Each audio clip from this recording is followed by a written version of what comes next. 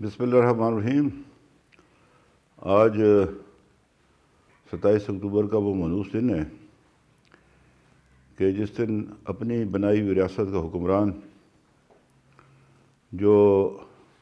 اپنی ریاست میں اپنے رٹ کھو چکا تھا، اس نے ہندوستان کو یہ دعوت دی کہ وہ اپنی فوجیں کشمیر میں اتارے اس نام نہاد دستاویز کے حوالے سے کہ جو اس نے 26 تاریخ کو ہندوستان کی حکومت کے ساتھ طے کیا، کشمیر کے عارضی الحاق کا معاملہ۔ میرے بھائیوں، میں بہنوں بیٹیوں آپ سے گزارش کرنا چاہتا ہوں کہ تاریخ کو اس کے درست پیمانے میں دیکھنے کی ضرورت ہے کہ 22 اکتوبر کو مظفر آباد میں اس 100 سالہ شخصی حکومت کے خاتمے کا پہلا معرکہ ہوا، اور جب ہندوستان نے یہ دیکھا، چونکہ ہندوستان کبھی بھی یا جواہر لال نہرو کبھی بھی یہ نہیں چاہتے تھے کہ کشمیر جو ہے ان کے قبضے سے باہر چلا جائے، تو ہری سنگھ کے ساتھ مل کر مہاراجہ ہری سنگھ کے ساتھ مل کے انہوں نے ایک عارضی الحاق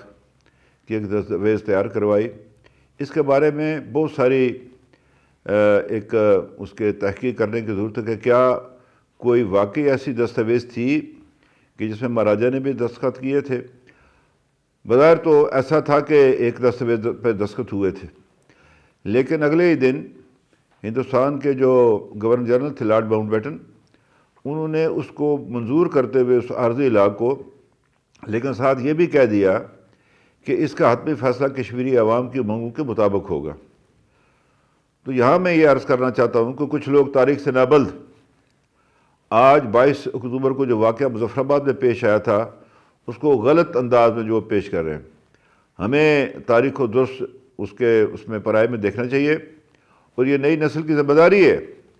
کہ وہ ان غازی اور شہیدوں کو یاد رکھیں کہ جنہوں نے بے سر و سامانی کے عالم میں ڈوگرا کو یہاں سے نکالا، یہ جو آزاد خطہ آج ہے، اور ہندوستان کی فوج دوسری جنگ عظیم کی تربیت یافتہ فوج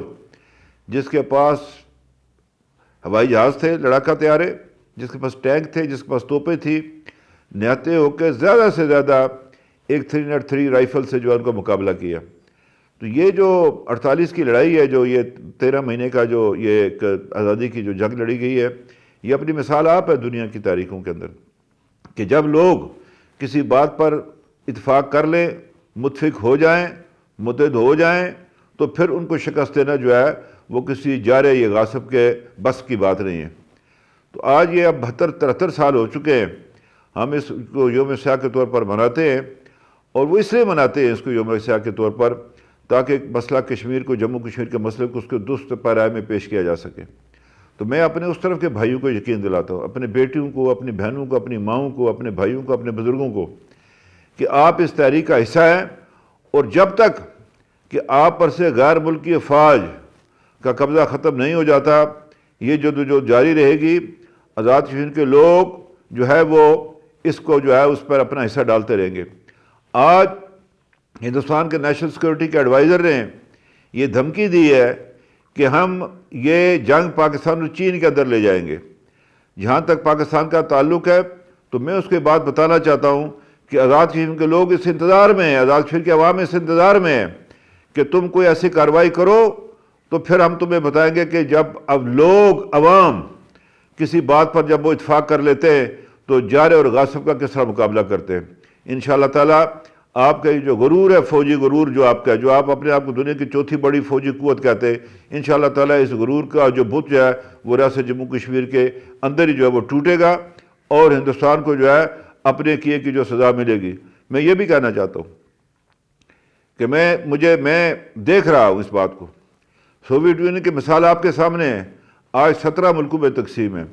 ہندوستان ایک کثیر المذہبی، کثیر الکلچرل جو ہے ایک ملک ہے، تہذیب کا ملک ہے، یہ اکٹھا نہیں رہ سکتا۔ یہ اس کو فوجی قوت کے بہانے یا ہندوتوا کے بہانے اس کو اکٹھا نہیں رکھا جا سکتا۔ یہ شکست ہے ہندوستان کی سیاست کی کہ ہندوتوا پر آپ ایک ملک کو اکٹھا کرنا چاہتے۔ اس طرح لوگ اکٹھے نہیں ہوتے، اس میں مختلف مذاہب کے لوگ رہتے ہیں، مختلف تہذیب و تمدن کے لوگ رہتے ہیں۔ تو انشاءاللہ تعالیٰ اس کا انجام بھی جو ہے وہ اسی طرح ہوگا۔ ہندوستان کے انشاءاللہ تعالیٰ ٹکڑے ٹکڑے ہوں گے اور وہ اپنے کیے کی سزا جو ہے وہ بھگتے گا۔ میں بی جے پی کی جو انتہا پسند قیادت ہے، یہ سوچ ہے، اس کو یہ میں متربع کرنا چاہتا ہوں کہ اپنی میلی آنکھ آزاد کشمیر کی طرف کبھی نہ ڈالنا، اس لیے کہ ہمارے ذمہ بھی بہت سارا کام باقی ہے اور ہم نے اس خطے کو بھی آزاد کروانا ہے۔ ہو سکتا ہے کہ آپ کی یہ کوشش ہی سارے ریاست جموں کشمیر سے آپ کے اقتدار کے خاتمے کا باعث بن سکے۔ بہرحال میں اپنے ان بھائیوں کو اور بزرگوں کو خراج عقیدت پیش کرتا ہوں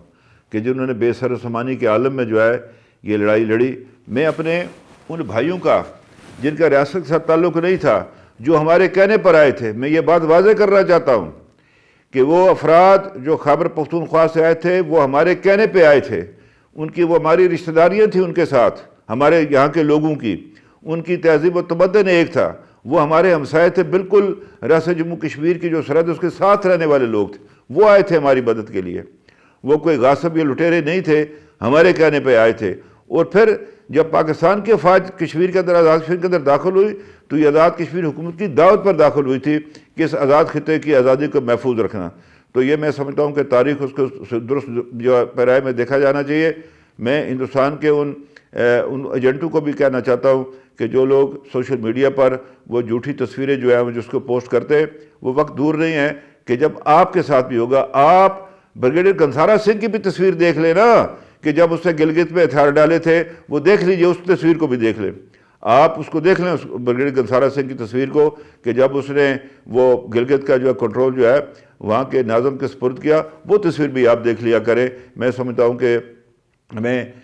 تاریخ کو اس کے درست جو ہے پیرائے میں دیکھنا چاہیے۔ میں گلگت بلتستان کے عوام کو، آزاد کشمیر کے عوام کو مبارکباد پیش کرتا ہوں کہ انہیں بے سر و سامانی کے عالم میں یہ لڑائی لڑی اور یہ 32,000 مربع میل کا جو ہے حصہ جو ہے آزاد کروایا۔ ہماری جدوجہد تب تک جاری رہے گی کہ جب تک ساری ریاست جو ہے اس ہندوستان کا یہ فوجی قبضہ ناجائز ختم نہیں ہو جاتا اور ان کو رائے شماری کے ذریعے اپنے مستقبل کا جو ہے وہ حق نہیں مل جاتا۔